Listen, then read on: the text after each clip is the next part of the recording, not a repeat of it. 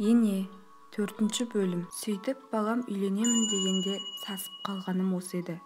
Бірақ ұлым үйленуіне әжептәуір қомақты қаражат жинап қойыпты. Сол ақшасына барып тойға дайындалдық. Балам бізге ешқандай салмақ салған жоқ.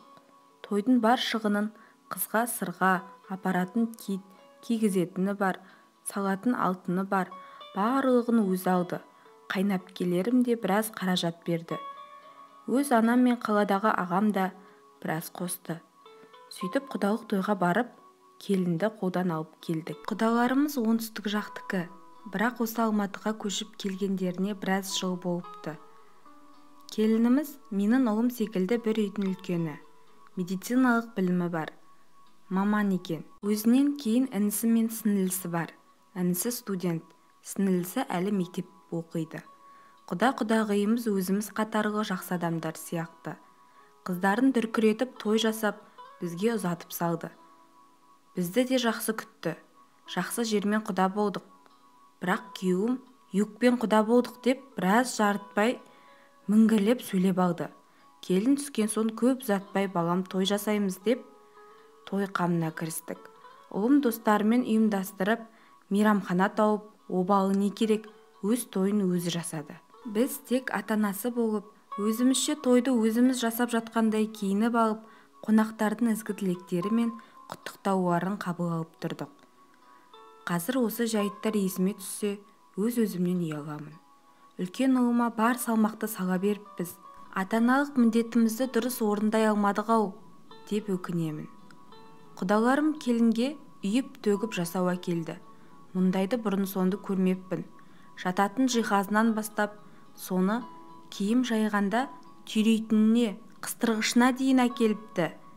Келінім үй тіршілігіне өте пысық болып шықты. Бар жасауын шығарып, үйім жайнап шыға келді.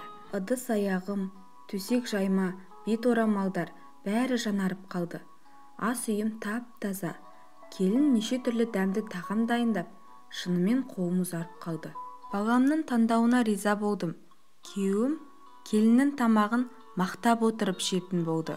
Осы уақытта да балаларымның көзінше мені бір мұқатып қалудан қайтпайтын. Бұрынғы жас шағымдағы олақтығымды айтып, күліп отыратын.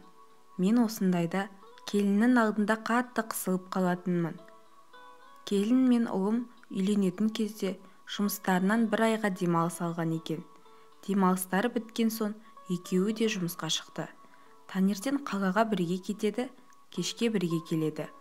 Ұлым келіншегін қатты жақсы көретін еді. Екеуі бір-бірін үнсіз түсінетін. Екеуіне қарап, өз өміріме ішім ашитын. Өмір бойы аюдай ақырған күйеумен алысып, жастық шағым өтті де кетті. Іштей баламды қызғанатын болдым. Бұл аналық қызғаныш бәрінде болатын шығар, білмеймін. Кейіннен білгіш Гүлзей көрші құрбымның сөзіне ере бастадым. Ол, келінді бастан қатал ұста, енен қандай адам еді, сол кісі секілді бол. Болмаса келін басында жақсы болады да, үндемесен басына шығады, деп үйретіп кететін.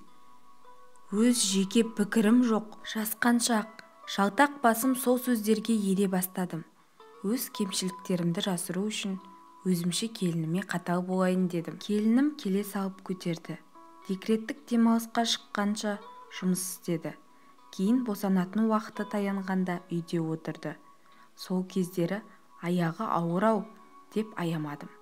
Қиналып үй тіршілігін жасап жүрсе де көмектеспейтінмін. Балам мен күйеуім жұмыста, кіші ұлым қалада. Үйде келін екеуміз ғана қаламыз. Арасында көрші Гүлзей келеді. Келінге қою шай демдетіп, Гүлзеймен әңгіме соғып отырамыз. Одан жатып ұйықтаймын. Сериал қараймын.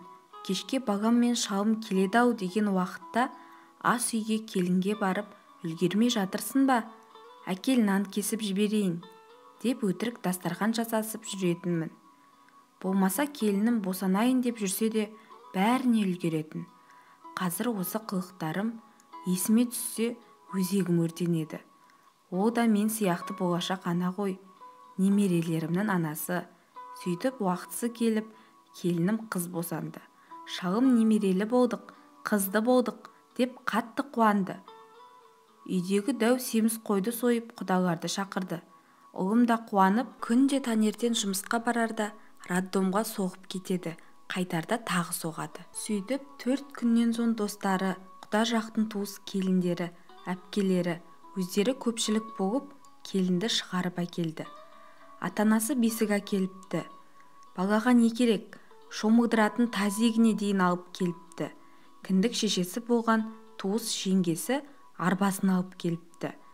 Мұндайды да мен алғаш көруім. Өзім үлкенімді босанғанда күйеуім мен қайнапкем шығарып алған болатын. Анам мен туыстарым енемнің жаназасында бір-ақ рет келген еді. Ұлымды қайнапкемнің баласының манежіне жатқызып едім. Сол кезде шалым да осылай қуанып, қой сойып тойламапты. Бірақ ол кезде енем ауырып жатыр еді. Екінші баламда да солай болды. Үн-түнсіз роддомнан шығарып әкелді. Тек аға жеңгем келеді. Болды. Сөйтіп аяқ асты бесік той жасап жібердік. Кейін келінім баланың кіндігі түскен соң өзі шомылдырып бесікке бөледі. Өзі сорпасын жасап, өзі қырқынан шықты. Мен тек бесік тербетіп қойып отыратынмын. Өйткені баланы бесікке салуға ебім жоқ еді. Сонымен не керек? Келініме еш жаным ашымады. Тырнақ астынан кір іздеп себепсіз тиісіп отыратын болдым. Келінім келін емес, келсап болды. Бірақ ешқашан ұлыма шағымданған емес. Ұлым мұнымнан еш хабары болмады. Қызын қатты жақсы көретін. Памперсі бар ма, басқасы бар ма, бәрін пачкасымен әкеліп беретін. Келінім не айтады, соның барлығын әкеліп қоятын. Шалым да келінді тәуір көретін.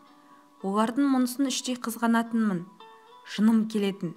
Сөйтіп олар жоқта бар ашуымды жазықсыз келінімнен алатынмын. Обалы не керек? Ол үндемейтін.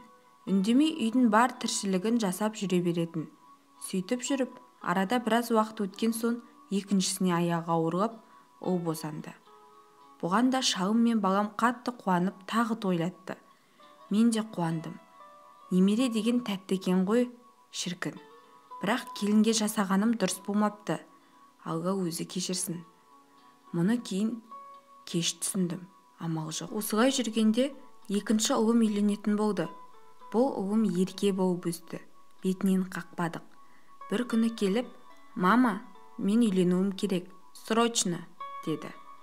Содан мен қоя тұрсаншы, біраз дайындалып алайық десем, оған уақыт жоқ. Кездесіп жүрген қызымның аяғы ауыр, дейді. Ойбой, онысы несі? Үйленбей жатып аяғы ауыры несі? Деп анқиып қалдым. Жалғасы бар.